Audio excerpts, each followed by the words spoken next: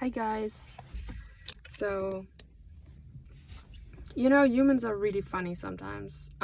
When you read energy or you are aware of and very conscious of people around you, so you read energy, you read people, and then you are aware that, and if you are an empath, you are aware that people talk about you, right?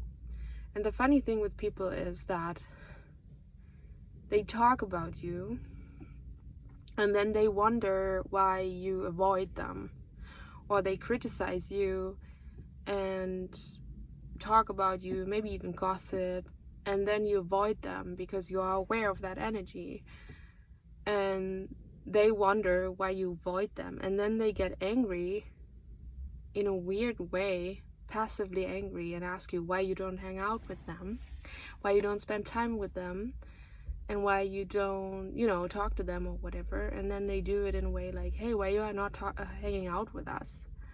And you're like, because I don't want to, and I'm a free person, and because you talk about me, but I cannot give you evidence that I read energy. That's the thing with empath and sensitive people, or just really aware, conscious people. When you read energy, you cannot.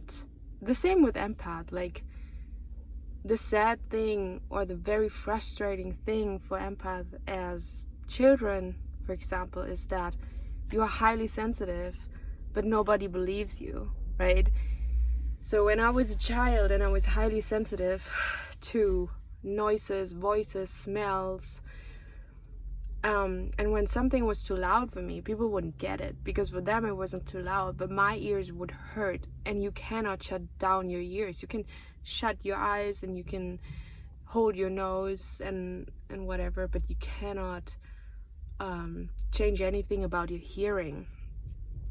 And so people wouldn't get it, and I would say, it hurts me, but like, I'm not bleeding. And it's like when your heart is broken, or when you're mentally when you're depressed or sad or mentally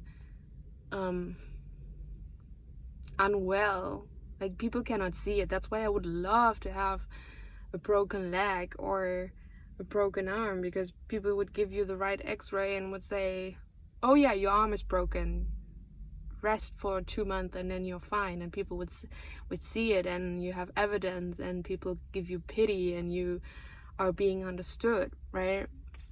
With so many diseases people can't see, people believe they don't exist, and they have really struggle empathizing with you, or being empathic with you, or being sensitive, because they cannot see.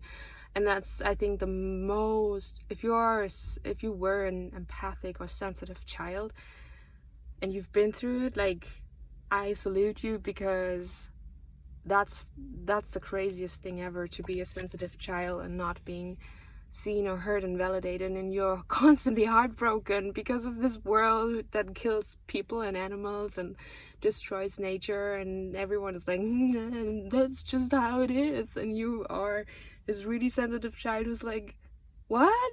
That's not, like, what